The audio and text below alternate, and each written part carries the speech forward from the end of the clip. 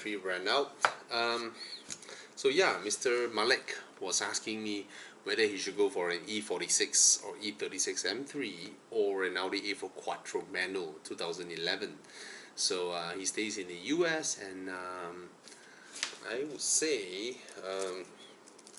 if you wanted street cred, of course the E46 or E36 M3s, those cars will get you surrounded by boys. But if you want a girl to be comfortable going out with you on a date, probably the more modern Audi. Yeah. So it's comparing cars in the 1998, 99, 2001, 2002 versus a 2011 Audi A4 Quattro. Even though those are M3s, but yeah, you get guys looking at your car, at car meets and all that. But if you want to date a girl, they would probably be more comfortable going out with you in a more modern car with a working air conditioning. Yup. And plastics that hasn't cracked yet. Anyway, hi Bobby, which is better, 2012 RS6 or an F90 M5? That's unfair, right? F90 M5 is so new. Both are not what all the YouTube videos make them seem to be. All of them, when they review these cars, they go into the car, they bring them to a track, and they slide them around. Of course, the M5 can slide. The RS6 going in the track is just the most ridiculous thing I've seen. But let me tell you this: out of these three cars, the RS6 and the M5 and the E63, only one car sort of have that kind of Civic Type R character, you know, that kind of, that kind of character is the E63. Yeah, only that car has that kind of character. Whereas the M5 and the RS6, right, is so comfortable day-to-day drive, you just don't feel like the car wants you to go mad. Yeah, they are comfortable, fantastic cruisers. They drive really well, and they corner well, and it's dumb to slide the tail out in these cars because it's only for YouTube, it's only for show, it's really only for show, because these cars are such elephants. They're so big, so it's not clumsy, but they're just so huge and so quiet, so comfortable that you just drive it and like day to day. Of course, you want to go to the mountain roads and all that. You can do a little bit of fun driving, but only the E63 gives you that kind of crazy mad character. Whereas the M5, yes, you can put it into dynamic sport mode or whatever. It makes some pops at the exhaust and all that, but ultimately it's still very, very comfortable. Whereas the E63, even in the most comfortable setting, you still get a lot of bops around the road. So the setup is very, very different. I would say the RS6 and the M5 is closer in terms of how it is being set up, how it is being perceived, versus the E63. As for me, of course, I picked the RS6, mainly also because I can't afford the M5, but also because I'm a wagon guy. And yeah, I just think that the way the car reacts to the ride quality and the comfort and all that, right, it is a fantastic family car that you can bomb on the highways. It's alright on the curvies for the RS6, and it's fantastic for the M5, and the E63 as well. But the RS6 just gives me a more, a very, very, very, very, very comfortable car. I would say both of them, the M5 and the RS6, they're just so comfortable, so quiet, so soothing to drive, so magic carpet. Even though they have that kind of crazy horsepower, and they pop and crackle when you want them to, but there's only one crazy beast in these three cars, and it's not the M5, it's the E63.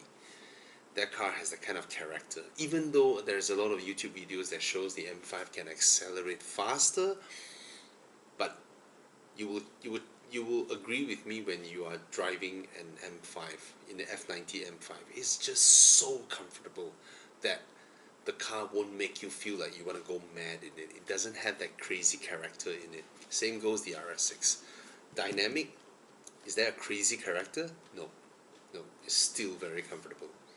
Only the E63 is a mad beast. Alright? Yeah, the M5 and the RS6 is closer to a Continental GT than a crazy track performance car. Because the next question someone else is asking on, hi Bobby, what are your thoughts on the 2012 V12, no it's not V12, it's W12 Bentley Continental GT. I think it's a fantastic car. Comfortable, so well built, so luxurious, and the design is just classic. But I'm not sure where you're from, Nikki, but in Malaysia, Bentley Continental GTs, especially the first generation, the 2012, 2009, 2010 generation Bentley Continental GT, is mostly driven by gangsters. So there's an image problem too. Yeah, even though I love the car, I think it looks fantastic, but yeah, a lot of them are driven by gangsters, driven by triads. Yeah. When they upgrade from their GTR, they go to GTR or Panamera, and then they go Bentley Continental GT. That's the unfortunate truth. Hi Bobby, I'm seriously considering the XC90. What's the main consideration to look at when picking up a second hand? Mileage, and because this car has air suspensions, and air suspensions have a lifespan, and replacing them costs about 10,000 ringgit each side. I don't think the battery is your main consideration, because Volvo's battery hasn't had any issues at all. I've not heard any issues, and to me it's the air suspension. Even though there aren't known issues yet, but air suspensions have a lifespan. Yeah. Generally the car is reliable. The surprising thing is the twin charge engine is reliable. There's no issues. Right? Hi Bobby, will the new CLA 45 2-liter engine will be reliable as normal 2-liter turbocharged cars? Nope. The 45 AMGs, right, those engines are pushed to the limits, and these are cars that you knowingly buy, that because Mercedes push them to the limits, it showcases their F1 technology. I'm not joking, there's a lot of F1 technology in this engine. The coating that goes into the block, you know, the materials used in the lining of the piston chamber and all that. Those are high-tech stuffs, and Mercedes is really pushing the limits, and people are buying these cars because they are pushed to the limits. Engines that are pushed to the limit will never ever ever be as reliable as engines that are not pushed to their limits. Okay? So they knowingly buy into it. Anything goes wrong, they fix it, and then they enjoy the drive. Okay? Hi Bobby, I'm an owner of a first generation Toyota Vios. I'm now planning to get a new family car. Should I go for the XV or the Corolla Altis? Now, if you're used to Toyota's reliability, I would suggest you stick with a Toyota. Even though Subarus are reliable as well, um, but the XV runs on a CVT gearbox. I think the Corolla also runs on a CVT gearbox. I really like the new Altis handling. But in terms of day-to-day usability, wait, let me think this through. The XV has a more pliant ride. The suspension is just fantastic. The boot is too small. The boot of the XV for a crossover is just too small. And the infotainment system, the rake of that infotainment system reflects sunlight that you can't see anything on the screen when you're driving under the sun. Try that. So, but it's a four-wheel drive car. You can go off-road where the Corolla Altis couldn't. You can fly over speed bumps where the Corolla Altis wouldn't. And you've already owned a Vios, which is a four-door, five-seater sedan. I would recommend you to go to the XV, even though the Corolla is a fantastic car. I just feel that if you're considering between these two, maybe you should try the XV for a change. Because if you go into a Corolla Altis, it would just feel like you're in a new Vios, because the new Vios is as spacious as the Altis, and if you already own a five-seater four-door sedan, maybe you want to try a crossover for a change instead of going into another sedan, right? Doesn't mean the Corolla Altis is inferior to the XV. I think it's in a way more practical than the XV because the boot is larger, and yeah. But the XV gives you a different dynamism of usage. You know, you can buy some cooler racks, put a bicycle on top, go a little bit of off-road. You know, there's a different dimension of usage that you can experience before going into another sedan. All right. Hi Bobby, I'm planning to get a Honda Civic as my next car. My budget range is 130,000. Your advice, please. Buy. It's a nice car. 130,000. You get a 1.5 turbo. Very fast. You can catch up with Jettas. You won't be bullied by Volkswagens anymore. And it looks good. There's no arguing about that. The Honda Civic is comfortable, fast, spacious, good looking, well spec'd. There's almost nothing to criticize about the car apart from its infotainment system, which is, for that segment, they are roughly about that. Yeah. Hi Bobby, I'm a fresh grad looking for a car, currently driving my parents' E60 525i and a year 2000 SLK. Both cars got problems, coolant system leaks, blah blah blah. Is it a good idea to repair the car or just sell both and get a new car? I'm looking at a manual Toyota 86. Sell both cars and get the 86 manual. Just go ahead. It's a great car. Alright. Hi Bobby. Any opinion for a 2014 Q3 or Q5? 2014, reliable. Get the Q5. Get the Q5. It's a proper car. The Q3 is cute, but not spacious, and doesn't have a proper seating position compared to the Q5.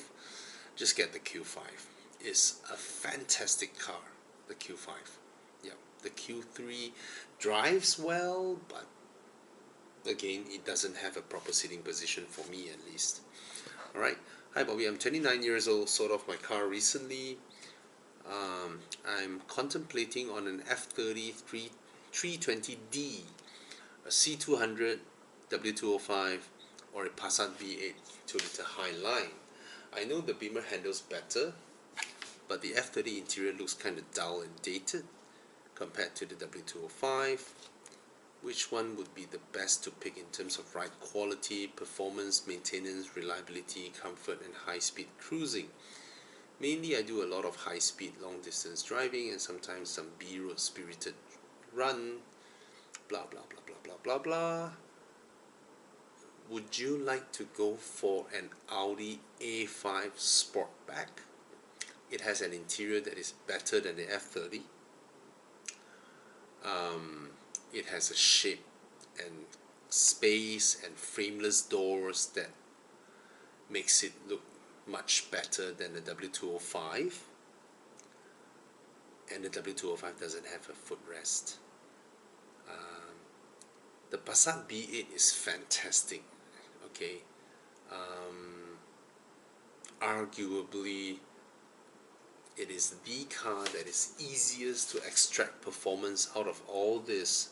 I think it even handles better than the A5, but the Volkswagen Passat 2-liter Highline, yeah man, the performance is exceptional, the drive is exceptional, the space and comfort is exceptional, the interior build quality is very very good, even better than the C-Class.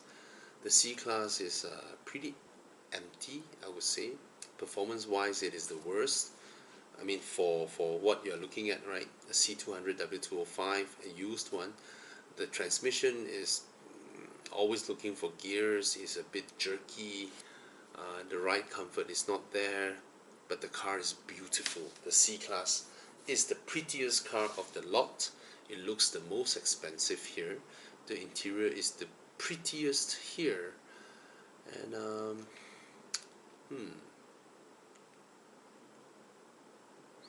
I think you don't like the F30 interior because that's the thing you pointed out, which I agree, right? It has the worst interior here.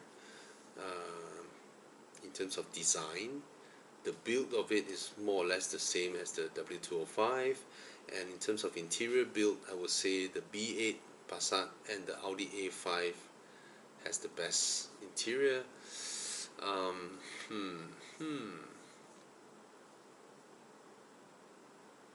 I think your budget, you can even get an S5, maybe. Yeah. See, you want performance, maintenance, reliability, comfort, high-speed cruising, blah blah blah blah blah. Ride quality. Ride quality would rule out the C-Class. I think ride quality, the Passat is the best here. Performance, the Passat is also the best here. In terms of maintenance, they are more or less the same, to be honest. Reliability, I think all of them are more or less the same as well. High speed cruising, definitely the Passat and the Audi will be better. Yeah, I do a lot of high speed long distance driving and sometimes B-road spirit and run.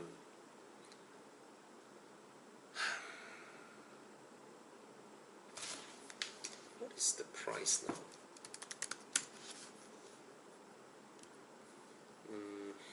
BMW 320D, 70,000, but some are 140,000. Which year you're looking at? You should tell me which year, you know. Mercedes C200 W205. It's about 150,000. Oh, Passat B8. That's a good indication. About 100. Volkswagen Passat B8. It's about 80,000, 90,000. But these are the 1.8. You're talking about a 2-liter. They're everywhere. So I have no idea your budget. Is your budget about 150,000? If your budget is about 150,000, can I recommend you a 4 Series Grand Coupe? I saw one 4 Series Grand Coupe for this price, about 140,000, 130,000. I think that is a very, very good buy.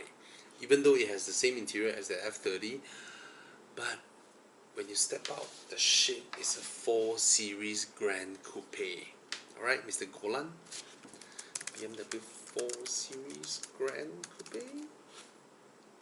Yeah, just know you know I replied you. Hi Bobby, I want to know how come recon cars like the Mercedes C200 2015 is more expensive than the CKD 2017 C200. Well, some dealers, they brought the car in, they couldn't sell it off, they just leave it there. And who knows, they might meet a customer who is not as savvy as you, who search around and then they accidentally bought a 2015 C-Class that is more expensive than the 2017 C-Class. Things like this happen, alright?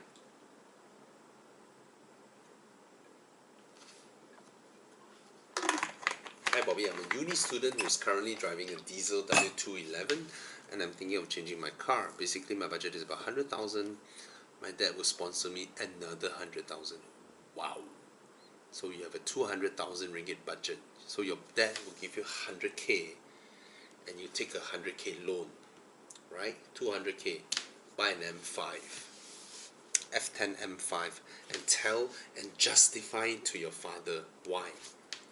Cars that are 200,000 ringgit, okay, will depreciate 30,000 in the first year at least.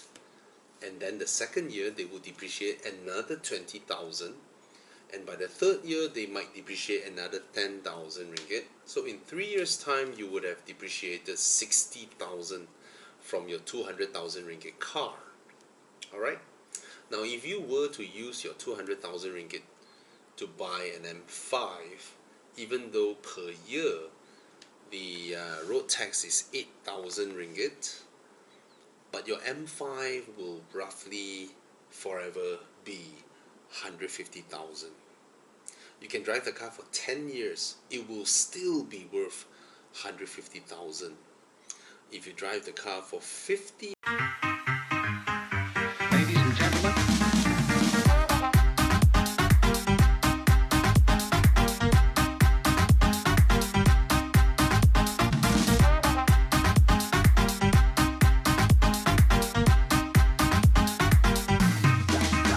darling.